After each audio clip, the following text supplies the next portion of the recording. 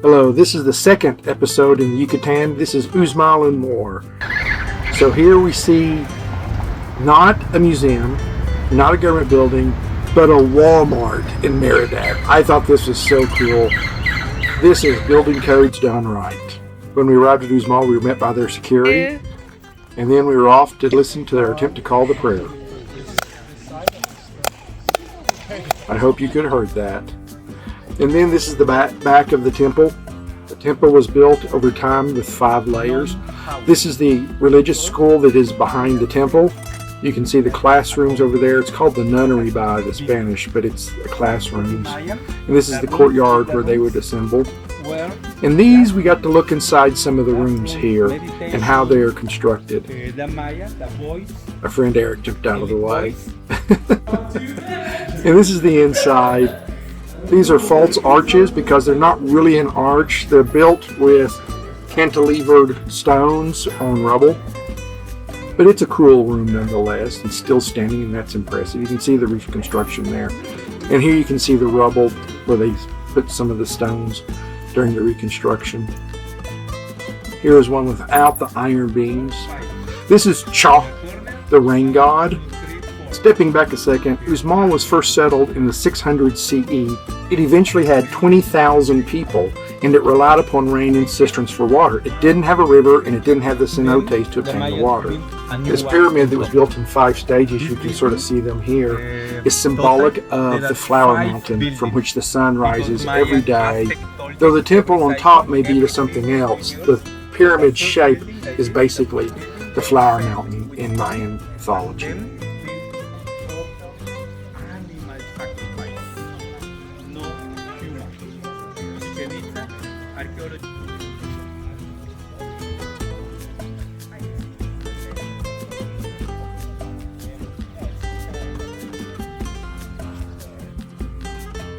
Here you see the god Chak again, and if you notice his nose, one of the things I thought about later was the reason his nose may be that way is because they actually could operate as drain spouts during the rainy season, and here you can see it well, where the rain would go from one nose to the next and the brows would channel the rain.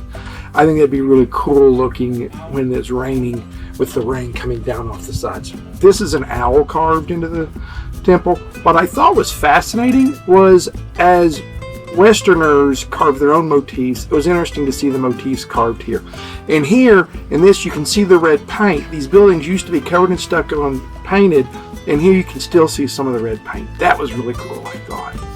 Again, you can see just how important Chaka was to these people. The crosshatch that you see on the building is from the sabo tree.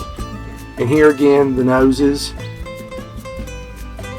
Though it is my own conclusion, I can really look at the eyebrows and the forehead and the noses and how they're stacked and see rain channeling and flowing here for a water god. That's just me. Again, images of the Mayan world. Here's the snake, which is the same as in the Christian, which is temptation and sin, and then it's a rattlesnake. Here, what's interesting was you have a Mayan peasant on the wall, and the reason he's a peasant and the jaguar above is because his privates are showing. This figure on the other side of the building is an aristocrat because he has a loincloth. Our guide did not tell us why on one side they had a peasant and the other side they had an aristocrat. My guess is the two dynamics of their society. This courtyard was either a classroom or a gathering point, and the reason that we know that the courtyard was is because there's a throne set at one end of the courtyard, and this is the throne that you see here. These steps are also bleachers where people would sit. The Mayan language is carved into the back of this chair. And this is the Mesoamerican ball court. The ball game began about 3,000 years BCE, and the guide was telling us how they didn't use their hands, or their feet, only their shoulders, hips, and arms. Here there was no evidence of human sacrifice of the loser or the winner, and this again is the security watching us. This is another temple mound into the backside of the ball court.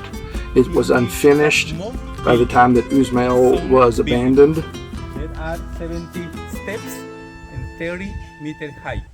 Was closed in 2020 when the And here we are climbing the steps up to the governor's palace. The people who controlled Uxmal, I forget the name of the family. This building ahead of me is called the Turtle House, and the reason it's called the Turtle House is all the turtles that adorn the top of it. The little round circles were actually turtles. It's thought that the reason the turtles were on the building was because turtles suffer the same as humans during droughts, so there was an affinity with turtles. This is the main governmental building where people would come to pay their taxes, where they would come to have disputes settled, where they'd come to hear the speeches of the leaders. And out in the center of the courtyard, you can see the stand, and upon the stand is the jaguar throne. It could have been used as a seat, or it could have been used as altar. I thought it was cool, the two jaguars. The building behind has the flower mountain motif. You can see it that undulating. The stele fallen over is thought to be a phallic symbol. And this is a god surrounded. And again, you see the god Cha, with what I think are nose rain spouts. And again, remember, every inch of the carvings, every piece of the stone had a symbolic meaning for the Mayans. We may not even know some of it. And this is a view from the governmental building of the entire site. It was really nice. I liked it. I will tell you, spoiler alert, Uxmal was my favorite Mayan room. Truly a category 1. This is the backside, and you can see how the rubble, how the platforms are built themselves. You can also see from the grass what it was like when the first modern people began the process of bringing it back. And close to this was where they had amassed the phallic symbols that had been found in the site. This apparently is about fertility and strength and power by the Mayan people. Video of a sabo tree, so you can see that cross-hatched nature of the tree. And then we were off to lunch. This is a Mayan house that's since been turned into a kitchen area. It was very interesting to see a real Mayan house. And this was our lunch, a panucho and a taco. The panucho was my favorite. We were off then to a cenote. This is the diagram of the cenote that we were going into. And now we were headed down the steps to the actual cenote itself. And here you can see the cenote. One of the interesting things about the cenote was it was covered in lily pads, half of it. The lily pads means that the water is ultimately clean and pure. Lily pads will not grow in any polluted water. And here you can see the vines coming down.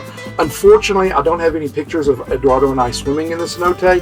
The camera I used for underwater didn't work. This is a sabo tree that had fallen over, and the sabo tree is so impressive, it grew another tree right up out of it, and there's the sabo again with that crosshatch and the fruit. Eduardo and I had finished swimming. It really bothered me that the camera, when we were swimming, didn't capture any of that, because that was really nice. There was fish in the water. It was cool. There was different people doing things in the water. It was just a really fun experience. And then we were off to the next cenote. This is it. It had its own guardian. And as we went down the steps, it was a really nice cenote. Again, no filming of us swimming because the camera didn't work. Here's a picture of us at the end. It was a fun trip swimming in the cenotes. A highlight, actually. The underwater camera made me so angry I went off and bought another one. We'll see how it goes the next time I go swimming.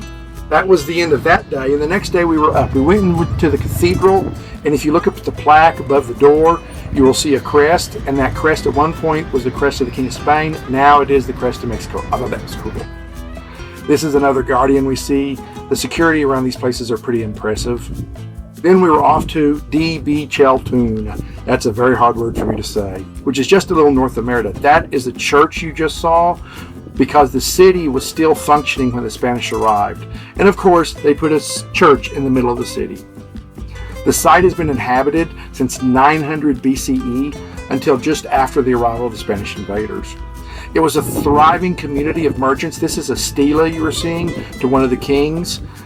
And then when the Spanish arrived, they sort of stopped it. I love that the iguana was on top. That's the Temple of the Sun, far off in the distance from where we were at. The pyramid that we're on top of is thought to have been a temple made of wood on top of it. In the previous, and it was sort of in the design of a Mayan house, and it's all gone.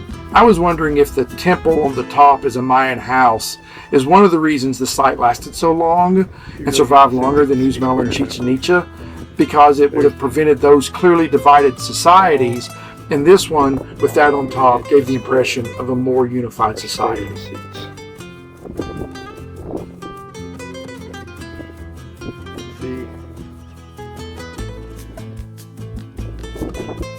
And then we decided to leave this temple mound that we were standing on and to head over to the Sun Temple, which was down a very long causeway and was a very long walk down to it.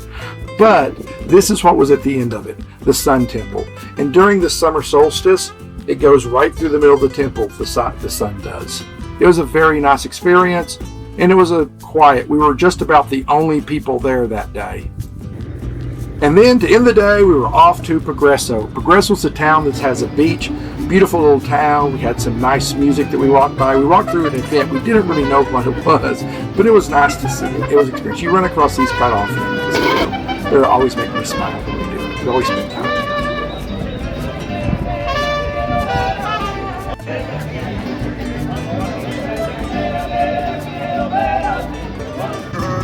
We walked around the city a bit, saw some pretty cool things, and then we ended up on the beach.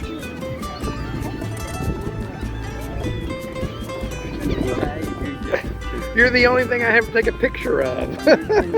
So after Eduardo complained, I started taking pictures of the birds. They didn't complain about being photographed. And we ended our day in a beautiful sunset. That is absolutely beautiful. I'd like to give a special shout out to Jessica and Eric who helped us film some of this. And our next episode is Chichen Itza. I'm looking forward. Thanks for watching, as always.